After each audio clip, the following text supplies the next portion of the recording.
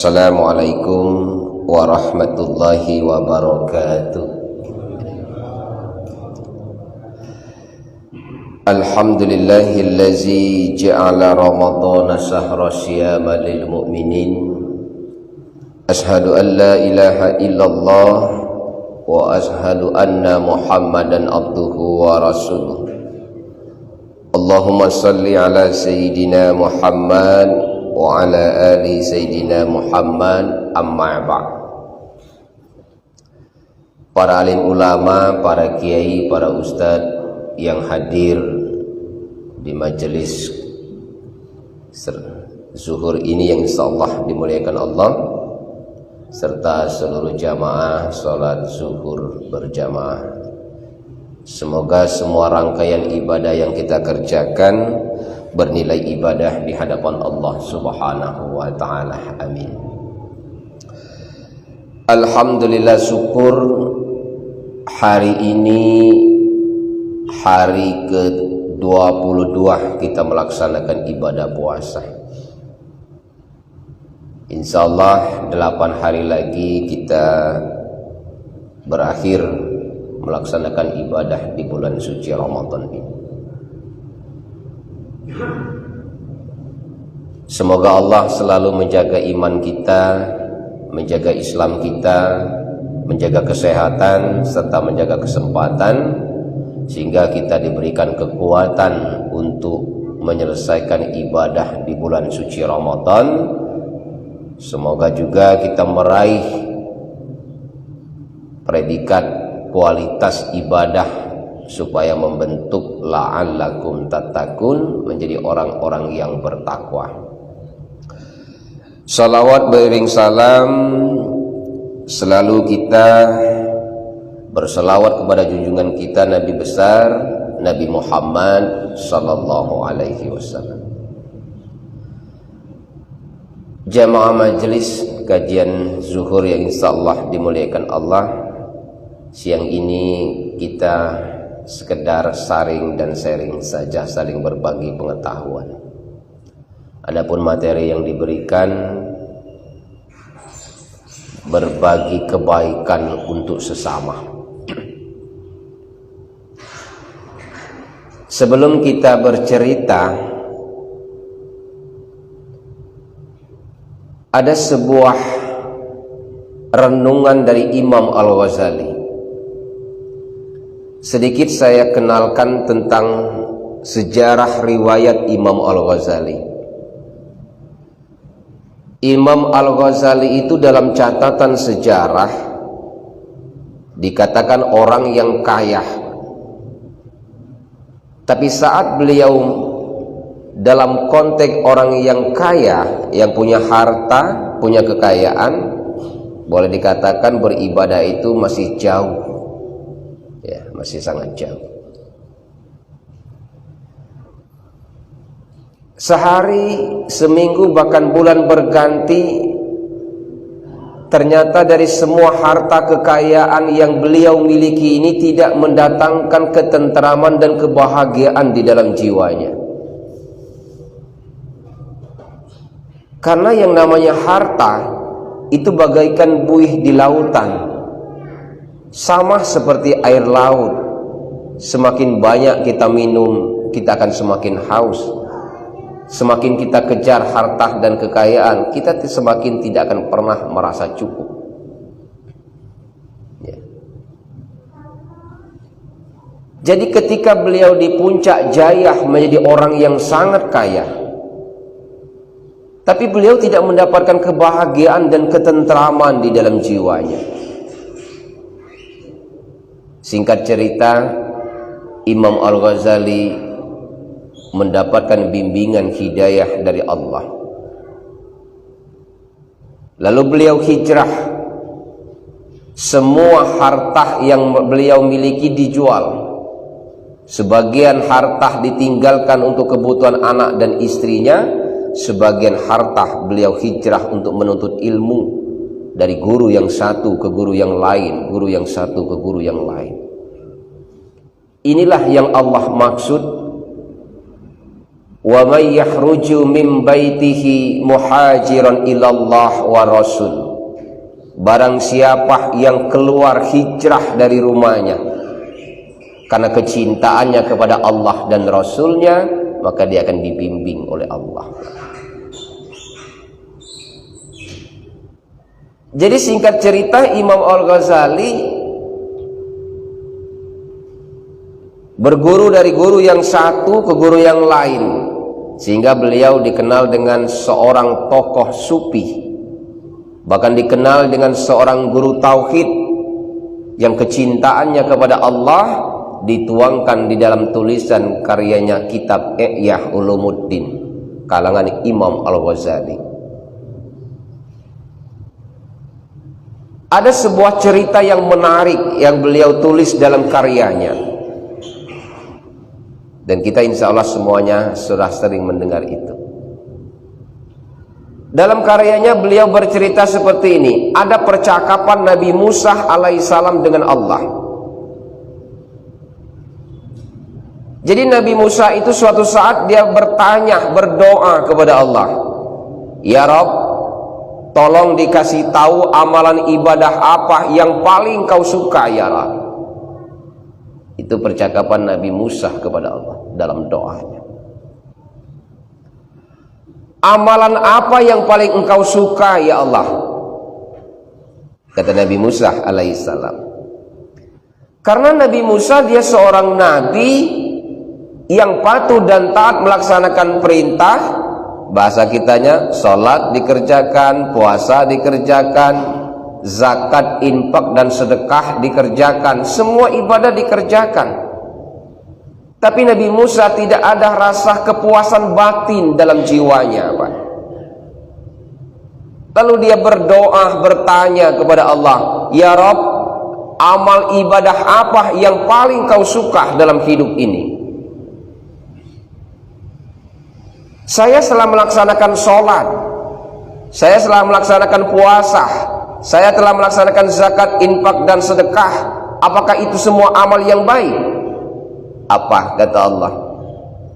Kamu memang telah melaksanakan sholat, tapi sholat hanya untuk dirimu sendiri, karena sholat aqimis sholat tanha anil fahsya wal munkar. Mendirikan sholat hanya mengkeji, mencegah perbuatan keji dan perbuatan munkar untuk dirimu sendiri. Apakah tidak cukup amal puasa kami? Ibadah puasa hanya untuk diri kita sendiri pun, Pak. Ibadah puasa itu hanya untuk membentengi diri kita dari semua perbuatan maksiat dan membentengi diri kita dari api neraka. Makanya dikatakan dalam hadis kursi, "Asyamuni wa ana ajzibi." Puasa untukku dan hanya aku yang tahu. Jadi puasa untuk diri kita sendiri. Saya telah berzikir, kata Nabi Musa alaihissalam, yang selalu menyebut asmamu. Saya beristighfar, saya berzikir kepadamu. Apakah tidak cukup amal zikir kami? Itu percakapan Musa kepada Allah. Apa jawab Allah? Berzikir pun hanya untuk dirimu sendiri. Allazina amanu wa tatma'innu qulubuhum. Orang-orang yang beriman itu yang berzikir kepada Allah hanya untuk mententeramkan jiwanya. Jadi zikir itu pun hanya untuk diri kita sendiri. Jadi kalau sholat dikerjakan, puasa dikerjakan, berzikir dikerjakan, amal apa yang paling kau suka ya Rabb? Apa kata Allah? Khairun nas anfa'uhum linnas. Sebaik-baik manusia adalah yang mampu mengajak orang lain untuk baik juga. Sebaik-baik manusia amalnya yang mereka bisa mampu menyelamatkan orang yang lagi butuh pertolongan, yang mereka mengeluarkan zakat, infak dan sedekahnya ketika saudaramu merasakan kelaparan. Jadi itulah ibadah yang paling baik, Pak. Ketika kita mampu bersedekah, ketika kita mampu berzakat, ketika kita mampu berinfak dan berbagi sesama kepada saudara kita, itulah amalan yang paling Allah suka.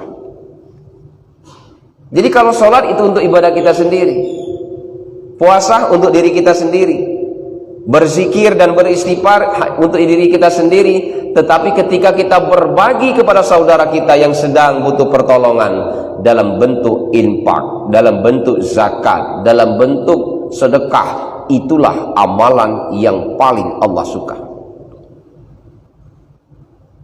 Itu yang paling Allah suka. Nah, jadi kalau kita berkata berbagi dan berbuat kebaikan untuk sesama, ibadah itu ada dua, Pak. Saya selalu ingatkan ini supaya kita tidak paham gagal. Ibadah itu ada dua. Ada yang dinamakan ibadah mahdoh, ada yang dinamakan ibadah ghairu mahdoh. Ada yang dinamakan ibadah yang langsung kepada Allah, dan ada dinamakan ibadah yang kepada sesama manusia. Hablum minallah dan hablum minannas. Semuanya ibadah. Jadi kalau kita saat berbicara tentang ibadah mahdoh, maka pun kita harus paham tentang ibadah ghairu mahdoh. Karena kalau tidak paham, kita sangat gampang lisan kita mengatakan itu sesat, itu bid'ah, itu dolalah, itu ke neraka. Jadi kita pisahkan. Ya. Ibadah mahdoh cirinya seperti ini. Sesuatu yang telah Allah tetapkan tidak bisa diganggu. Apa itu? Itulah yang dikenal rukun Islam, yang memang telah Allah tetapkan melalui Rasul. Salat, syahadat, puasa, zakat, haji, itu ibadah mahdoh. Telah Allah tetapkan melalui Rasul, diperintahkan kepada kita sebagai pengikut umat Nabi Muhammad. Jadi kalau ibadah mahdoh cirinya ibadah yang telah Allah tetapkan, tidak bisa dikurangi, bahkan tidak bisa ditiadakan. Sholat zuhur 4 rakaat kita kurangi, tidak bisa. Kita kepengen naik haji, lalu kita pindahkan haji itu bukan di kota Mekah, tidak bisa, Pak. Kita mau melaksanakan ibadah puasa selain di bulan suci Ramadan, tidak bisa. Itu namanya ibadah mahdoh, ibadah yang langsung kepada Allah. Kemudian ada ibadah ghairu mahdoh. Ibadah ghairu mahdoh itu ibadah sosial yang timbul di tengah-tengah masyarakat. Cirinya berbalik. Kalau ibadah mahdoh tadi sesuatu yang Allah tetapkan, kalau ibadah ghairu mahdoh sesuatu yang tidak ditetapkan. Bisa berkurang, bisa ditambahi, bahkan bisa ditiadakan. Ciri sedikit saya sindir tentang ibadah ghairu mahdoh. Yasin dan tahlil ketika ada orang meninggal, itu ibadah ghairu mahdoh, bukan ibadah mahdoh, Pak. Jadi jangan ditanya ada tak dalil Qur'annya, tidak ada. Ada tidak dalil hadisnya, tidak ada. Ada tidak para ulama 4 mazhab mengajarkan, tidak ada. Karena itu ibadah ghairu mahdoh. Jadi ciri ibadah ghairu mahdoh itu, itulah dinamakan ibadah sebuah adat atau tradisi, hasil cipta karya manusia. Lalu kita pahami, sepanjang itu tidak dijelaskan dalam Quran dan hadis atau ijtihad para ulama, apakah itu bid'ah? Tidak. Ali Imran 134 ditutup dengan kalimat wallahu yuhibbul muhsinin. Sesungguhnya Allah mencintai, sesungguhnya Allah menyukai perbuatan-perbuatan yang baik. Ya. Jadi saya contohkan sedikit, Yasin dan tahlil itu jangan ditanya dalilnya. Kalau kamu tanya dalilnya, berdebat sampai kiamat tidak akan ketemu. Karena itu ibadah sosial. Sepanjang ibadah sosial itu baik, wallahu yuhibbul muhsinin. Allah cinta kepada orang-orang yang berbuat kebaikan. Cirinya ibadah ghairu mahdoh bisa ditambahi, bisa dikurangi, bahkan bisa ditiadakan. Contoh, Pak, saya mengundang malam ini peringatan 3 hari. kapan waktunya? Habis maghrib. Pak, kami mengundang acara 40 hari malam ini, kapan waktunya? Habis isya. Bisa berubah. Pak, malam ini kami mengundang 7 hari, tapi karena ada yang tausiah ceramah, jadi cukup baca Yasin, tidak ada zikir dan tahlil, langsung ceramah. Bisa. Itu ibadah buatan manusia. Jadi jangan ditanya dalil. Singkat saja saya ceritakan itu. Nah, kembali kepada berbagi kebaikan untuk sesama. Kita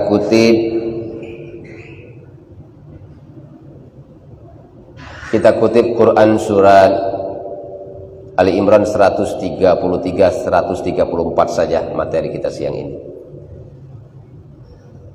Di sana Allah berfirman seperti ini. Wasari'u ila maghfiratin min rabbikum wa jannatin arduhas samawati wal ardh uiddat lil muttaqin. Bersegeralah kita untuk memohon ampunan dari Tuhanmu.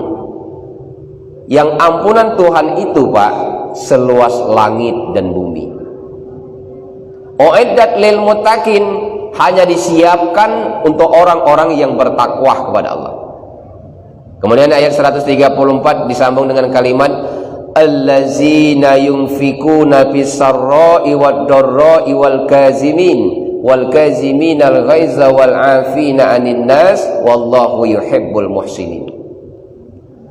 Allazina yunfikuna fis-sarra'i wad-dharra'i wal kazimin. Nah, orang-orang yang berbuat kebaikan itu adalah mereka yang mengeluarkan infak dan sedekahnya, baik di waktu lapang maupun dalam keadaan sempit. Artinya mereka mengeluarkan sedekah, mengeluarkan zakat, mengeluarkan infak, baik di waktu lapang maupun dalam keadaan sempit. Artinya kalau ada kalimat lapang dan sempit, sesungguhnya Allah tidak melihat besar dan kecilnya di situ, tapi Allah melihat keikhlasan yang kita keluarkan. Mau besar tapi ikhlas, itu yang sesungguhnya. Mau kecil, kalau tidak ikhlas juga tidak bernilai ibadah. Jadi sesungguhnya kita berinfak, bersedekah, itu adalah perbuatan yang Allah paling suka. Apalagi amalan 10 hari di akhir bulan suci Ramadan, amalan yang paling baik itu adalah mengeluarkan infak dan sedekah. Jadi 10 hari akhir Ramadan itu adalah waktu yang sangat baik yang diajarkan Nabi untuk kita berinfak dan bersedekah. Ma'asyiral muslimin rahimakumullah. Allazina yunfikuna fis-sarra'i wad-dharra'i wal kaziminal ghaiza wal 'afina 'anil nas. Nah, kemudian orang yang baik itu, ya, orang yang ketika dia sedang emosi, sedang marah, dia mampu menahan amarahnya dan suka memberikan maaf kepada orang lain. Jadi orang yang baik itu, Pak, orang yang hebat itu bukan orang yang rajin ibadah dalam konteks ayat ini. Orang yang hebat itu bukan orang yang punya pangkat. Orang yang hebat itu bukan orang yang punya harta dan kekayaan. Orang yang hebat itu dalam ayat ini, mereka mampu menahan amarahnya ketika dalam keadaan kondisi emosi dan sebagainya. Tapi justru mereka memaafkan kesalahan orang lain, bukan meminta maaf, tapi memberi maaf. Itulah orang yang hebat. Jadi dia tidak emosi, tapi justru ketika orang berbuat kesalahan terhadap dirinya, justru dirinya yang memberikan maaf, bukan orang meminta maaf. Itulah orang yang paling hebat. Ya. Wallahu yuhibbul muhsinin. Dari semua perbuatan yang baik yang kita lakukan, apapun bentuknya, perbuatan-perbuatan yang baik itu bernilai ibadah. Dan semua perbuatan yang baik Allah sangat cinta. Contoh, sedikit lagi saya simpulkan tentang Yasin dan tahlil, saya ambil sedikit. Orang mengatakan itu tidak ada dalam ajaran Rasul, betul. Orang mengatakan tidak ada dalil Qur'annya, iya. Orang menjelaskan, para ulama-ulama fikih tidak menjelaskan benar. Tapi itu lahir pada zaman Wali Songo. Ketika ada orang meninggal, kebiasaan masyarakat kita selalu kumpul main judi, main cup. Daripada tidak melakukan perbuatan ibadah, para wali dulu, ayo kita kumpul, baca Quran, baca Yasin dan tahlil, mendoakan orang yang mati. Sehingga budaya itu turun-temurun. Jadi kalau kita kaitkan dengan wallahu yuhibbul muhsinin, Allah mencintai orang-orang yang berbuat baik, Yasin dan tahlil ketika ada orang mati, baca Quran itu baik. Mendoakan orang mati itu baik. Ketika kita punya uang, masak, bersedekah, memberi makan kepada orang yang takziah, orang Yasin dan tahlil, itu perbuatan yang baik. Jangan kita katakan itu sesat. Ya. Itu yang pertama. Yang kedua, berkaitan dengan berbuat yang baik. Ada ayat yang berkata seperti ini. Duribat alaihi muzillatu ainama sukipu ila bihabli minallah wa habli minannas. Allah itu kadang-kadang marah melihat tingkah laku manusia. Tapi karena masih ada manusia di antara kita ini yang hubungan kepada Allah baik, masih ada manusia di kalangan masyarakat kita ini yang rajin menjalin silaturahmi dan menjaga persaudaraan, Allah tidak jadi marah. Jadi maksud ayat ini, hubungan kepada Allah itu harus baik, hubungan kepada sesama manusia harus jalan. Karena ibadah itu ada ibadah vertikal yang langsung kepada Allah melalui ibadah mahdoh, ada ibadah sosial masyarakat horizontal. Inilah yang dinamakan ibadah ghairu mahdoh tadi. Artinya kalau kita taat dan rajin melaksanakan ibadah kepada Allah, hanya ibadah mahdoh saja, tapi kehidupan ibadah ghairu mahdoh kepada masyarakat tidak jalan, tidak bernilai sesungguhnya di hadapan Allah. Jadi kita itu dengan Allah baik, menjalin hubungan kepada sesama manusia dalam konteks menjaga silaturahmi. Kalau dalam bahasa agama sekarang, menjaga moderasi dalam kehidupan beragama. Itu juga lebih baik. Ma'asyiral muslimin, jamaah yang insyaallah dimuliakan Allah Subhanahu wa taala. Itu saja sekedar kuliah kita zuhur ini, Pak. Saya tutup dengan Quran surat As-Samsi ayat 8 sampai 10 saja. Fa'alhamaha fujuraha wa taqwaha. Allah siapkan dua jalan untuk kita hidup ini. Ada jalan kemaksiatan, ada jalan kebenaran. Ada jalan menuju surga, ada jalan menuju ke neraka. Qad aflaha man zakkaha. Sungguh beruntung orang yang selalu menjaga dan membersihkan dirinya. Wa qad khaba man dassaha. Dan sungguh celaka atau sungguh rugi orang yang selalu menjauhkan diri atau melakukan perbuatan yang kotor di hadapan Allah Subhanahu wa taala. Jadi bahasa agamanya fa'alhamaha fujuraha wa taqwaha. Hei manusia, kata Allah, aku siapkan dua jalan. Silakan kau pilih, ini jalan kebaikan, ini jalan keburukan. Namun harus ingat, aku menyiapkan surga dan neraka tempat kembali. Qad aflaha man zakkaha. Sungguh beruntung bagi orang-orang yang selalu membersihkan dirinya. Wa qad khaba man dassaha. Dan sungguh rugi bagi orang yang selalu mencelakakan dirinya. Itu saja yang dapat disampaikan. Mohon maaf kalau ada yang kurangan. Terima kasih atas segala perhatian. Assalamualaikum warahmatullahi wabarakatuh.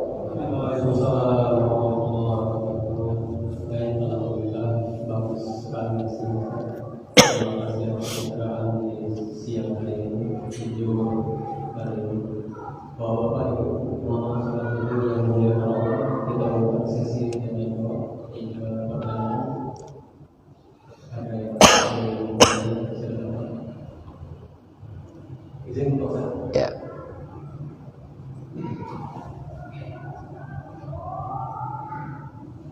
Assalamualaikum warahmatullahi wabarakatuh. Mau tanya Ustaz, Ya. bolehkah kita membaca surat Yasin di makam kedua kita? Nah, terus apa yang sebaiknya kita bacakan itu? Apa di rumah? Apa hukumnya kita kalau membacakan surat Yasin di makam kedua kita? Mungkin itu aja pertanyaan Ustaz. Ya. Terima kasih. Assalamualaikum warahmatullahi wabarakatuh. Iya. membaca Yasin kesimpulannya adalah membaca Al-Quran, tidak hanya Yasin ya. Sebenarnya di bumi ini semuanya boleh kita membaca ayat-ayat Al-Quran kecuali di WC ya. Kecuali di WC. Kalau di kuburan itu kontroversi para ulama kita, ada yang membolehkan, ada yang tidak, sehingga disimpulkan ada yang lebih utama, ada yang tidak. Tetapi hakikatnya seperti ini, kita membaca Yasin mau di atas kuburan, mau di kuburan atau di masjid dan di rumah, innama a'malu binniyah, tergantung kepada niat ya kan? Karena yang kita kirimkan itu kan niatnya ya kan, niatnya. Jadi di saat kita berziarah bagus ya. Di luar situ pun lebih bagus. Yang tidak boleh itu kalau saat kita berada di dalam WC, itu tidak dianjurkan. Makanya ketika orang mengambil air wudhu, para ulama kita berbeda pendapat. Boleh kita mengambil air wudhu di dalam WC, namun cuman gerakan saja, tidak melapaskan kata-kata doa atau menyebut nama Allah ya kan. Artinya kalau saya lebih cenderung mengambil yang aman, tidak mesti kita harus mengambil air wudhu dalam WC, sedangkan kita dianjurkan untuk berdoa. Tapi dalam kondisi tertentu, ulama-ulama fikih kita membolehkan mengambil air wudhu saat di dalam WC. Karena kita kebanyakan rumah itu kan cuma satu, WC di situlah, mandi di situlah, ngambil air wudhu di situlah. Jadi ya kita upayakan tempat walaupun satu itu bersih. Jika perlu ada sendal jepit di situ.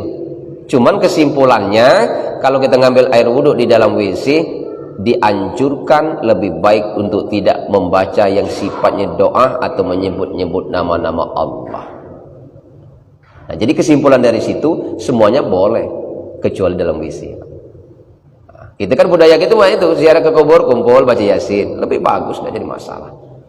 Karena berziarah ke kubur itu, kuntu nahaitukum an ziyaratil kubur fazuruha fa innaha tuzakkirul akhir. Dulu Rasul itu melarang kita berziarah ke kuburan, Pak. Karena dikhawatirkan umatku, kata Nabi, minta kepada kuburan, syirik. Tapi hadis itu ada kalimat fazuruha fa innaha tuzakkirul akhir. Sekarang silakan kamu ziarah ke kubur itu, jika perlu setiap hari, supaya kita ingat mati. Nah, ketika kita membacakan Yasin, membacakan tahlil, berdoa di kuburan, kita ingat bahwa kita akan mati. Itu intinya. Pernah suatu saat di Talang Jambi inilah, beberapa tahun yang lalu, ada seorang khotib membahas tentang ziarah kubur. Tapi hadisnya dipotong, tidak diselesaikan. Dia jawab seperti ini, kuntu nahaitukum an ziyaratil kubur. Berziarah ke kuburan itu Rasul larang. Tapi padahal itu komah. Penutup hadis itu fazuruha fa innaha tuzakkirul akhir. Silakan berziarah ke kubur karena mengingat kita untuk mati. Dulu Rasul melarang, benar, karena dikhawatirkan umat menyembah, minta kepada kuburan, apalagi musim togel. Ya. Itu yang dilarang.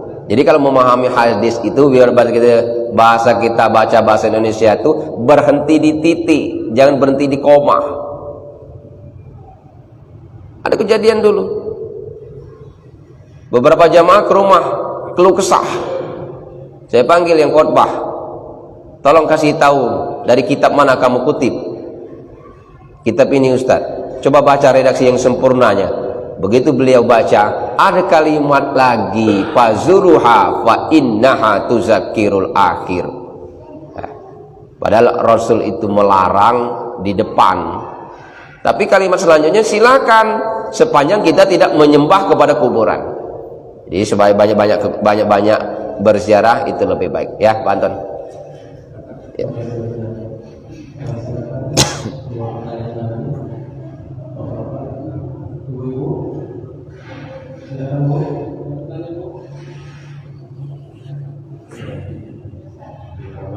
Ya.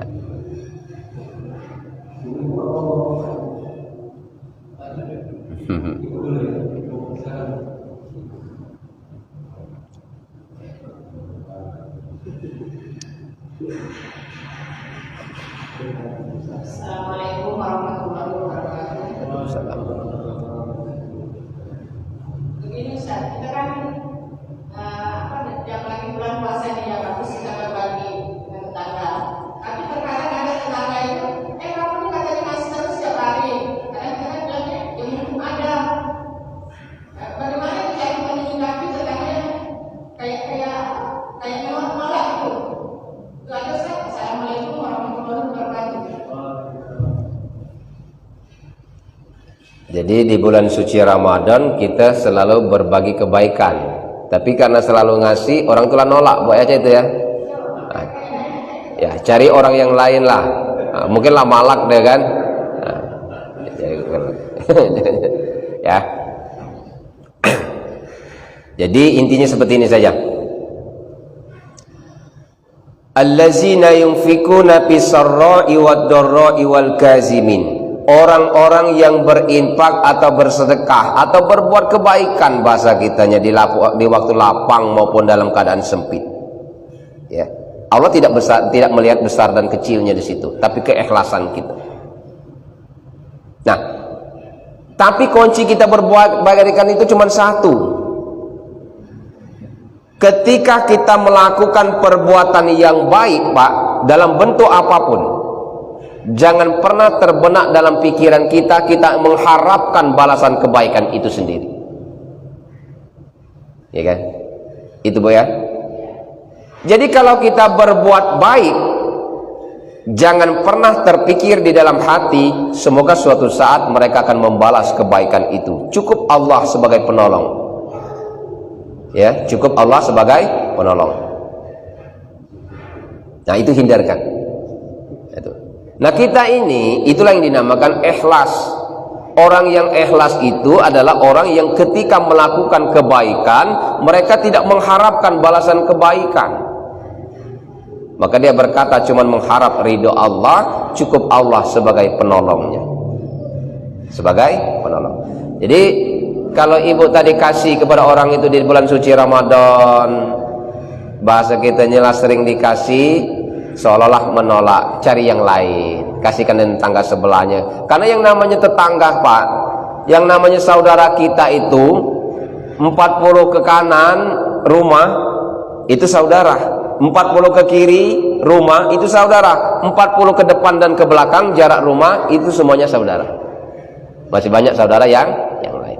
Ya Bu ya? Ya, Assalamualaikum. Silakan Mas Ada. Terima kasih jawabannya. Terima kasih Bu. Satu lagi.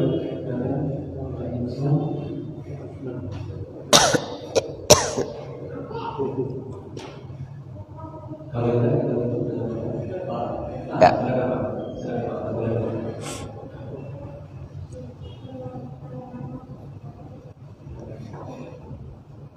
Assalamualaikum warahmatullahi wabarakatuh. Waalaikumsalam. Ustaz, saya mau nanya Pak, memang seharusnya kan laki-laki itu kan tidak bisa sholat berjamaah karena salah sendirian itu kan lebih banyak kelemahan Pak. Jadi saya kadang sholat itu Pak lupa rakaatnya Pak. Jadi mungkin tidak tahu sholat berwudu. Itu bagaimana Pak untuk mengapa? Maka selanjutnya katanya ada yang harus rakaatnya, ada yang katanya harus berusaha. Saya merasa kadang rakaat itu pas atau tidak jadi bagaimana cara selanjutnya itu? Ya. Kita langsung ke jantungnya saja Pak ya.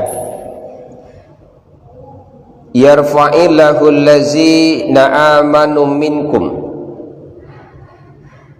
Yarfa'illahu allazina amanu minkum. Al-Mujaddala ayat 11. Allah akan angkat derajat orang yang beriman di antara kamu. Wallazina utul ilma darajat. Dan Allah juga akan angkat derajat orang-orang yang berilmu di antara kalian. Nah, kembali ke pertanyaan Bapak tadi, sholat kadang-kadang lupa, tidak khusyuk, ya kan? Coba saya pahami di sini ilmu dan agama atau ilmu dengan iman. Nah, di dalam ibadah kita beribadah itu, Bapak dan Ibu sekalian, ya, antara ilmu pengetahuan, wawasan dengan iman atau agama tidak bisa dipisah. Semakin ketaatan kita kepada Allah bertambah, seharusnya kemampuan pengetahuan itu harus ditambah supaya ibadah itu tahu. Karena menurut Albert Einstein, orang yang berilmu tidak beragama buta. Tapi orang yang beragama tidak punya ilmu lumpuh. Nah, kita milih buta atau lumpuh di situ. Jadi beribadah, beragama, beriman harus diiringi dengan ilmu pengetahuan. Maksudnya contohnya ini. Kenapa kita dalam sholat tadi boleh dikatakan tidak khusyuk atau seringkali lupa? Karena mungkin kita belum tahu ilmunya. Contoh, ilmu itu seperti ini, pengetahuan maksudnya. Ketika kita sudah ikut bermajelis atau belajar buku dan bertanya kepada saudara-saudara kita atau para ustadz yang paham di bidang itu, ada sebuah pertanyaan, Ustadz, bagaimana supaya kita itu bisa sholat khusyuk? Ketika antum bertanya bagaimana sholat yang khusyuk, maka akan dijawab, itulah ilmu pengetahuan. Bahwa syarat sah ibadah khusyuk itu, pertama, sering saya sampaikan dulu waktu majelis di sini, ada dalam Quran surat Al-Hadid, insyaallah ayat 15 atau 16, bunyinya seperti ini. Alam ya'ninil lazina amanu an tahsha'a qulubuhum li zikrillah. Belum tiba waktunya bagi kamu orang-orang yang beriman kalau belum khusyuk kepada Allah. Jadi belum sampai. Walaupun kita ibadah, kalau belum khusyuk belum sampai. Nah, khusyuk itu dihadirkan, perlu ada pengetahuan yang didapatkan. Contoh, syarat khusyuk itu pertama, kita beribadah itu karena ada rasa cinta kepada Allah, bukan merasa cinta. Syarat kedua, kita beribadah itu harus ada rasa syukur kepada Allah, bukan merasa bersyukur. Syarat ketiga, kita beribadah itu harus ada rasa takut kepada Allah, bukan merasa takut. Ya kan? Yang keempat, kita beribadah itu menghadirkan dan yakin bahwa hidup kita ini ada yang selalu mengawasi, mencatat amal kebaikan dan keburukan malaikat raqib dan atid.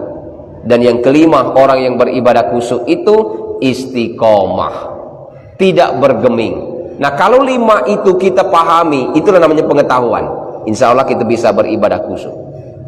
Lalu timbul pertanyaan kedua misalnya, Ustadz, apa yang dimaksud dengan ibadah khusyuk? Ya kan? Nah, orang yang saat sholat blank, lupa rakaat, ya kan? Karena dia tidak tahu pengertian khusyuk itu apa. Kita menerjemahkan khusyuk itu Allahu Akbar sambil menjamat tuh. Bukan itu khusyuk. Allahu Akbar, ingat SPP anak belum dibayar. Allahu Akbar, ninggalkan sebentar nak sholat karena warung. Ya kan? Jadi yang dikatakan khusyuk dalam ibadah itu menghadirkan Allah ketika kita sedang beribadah. Inilah dalam Quran surat Al-Hadid ayat 4 kalimat akhir, wa huwa ma'akum ainama kuntum. Dan hendaklah kita menghadirkan Allah di mana saja kita berada. Makanya Pak, ketika kita sholat diawali dengan Allahu Akbar, Allah yang maha besar. Artinya tidak ada sesuatu yang lain, kita cuma menghadirkan Allah.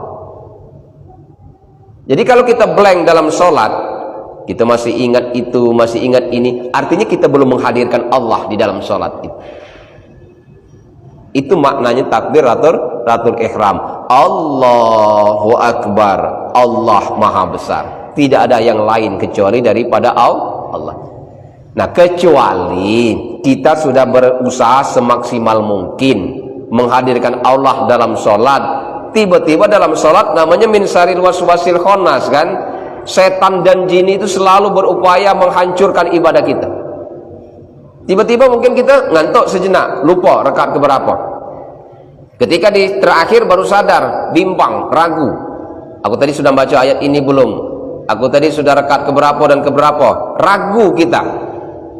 Tutup dengan kalimat sujud sahwi. Sebelum salam, sujud subhana man la yanamu wa la yashu, maha suci Allah yang tidak pernah lupa dan tidak pernah tidur. Bangkit lagi baru assalamualaikum warahmatullahi wabarakatuh. Ya Pak ya? Ya. Masih? Cukup. Cukup ya? Ya. Terima kasih. Alhamdulillah kajian kita siang hari ini mudah-mudahan menambah wawasan kita, menambah ilmu kita dan Islam dan baik kita tutup kajian kita berdoa. Ila hadratin Nabi Mustafa Rasulullah sallallahu alaihi wasallam wa alihi wa azwajihi wa alladihi wa zuriyatihi. Al-Fatihah.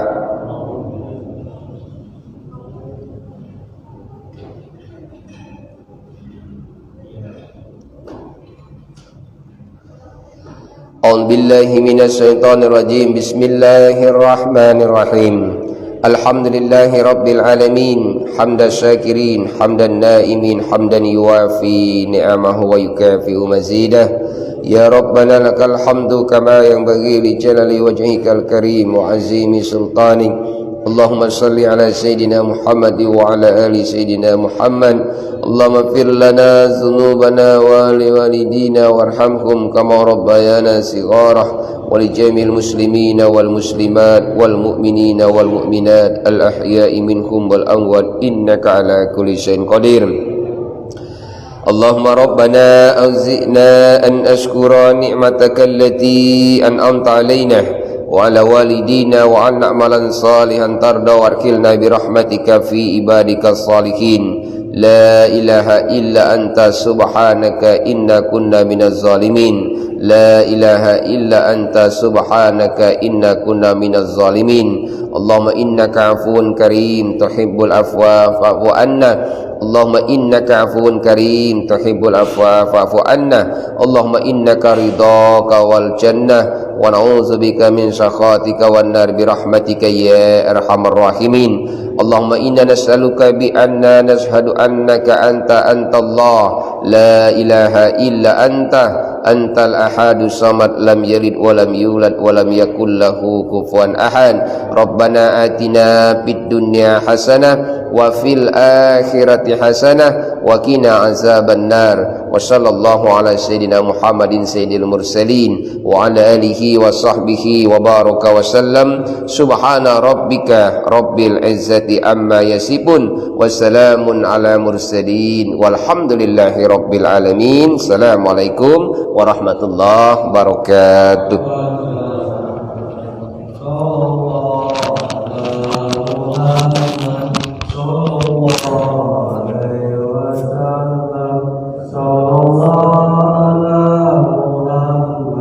Sallallahu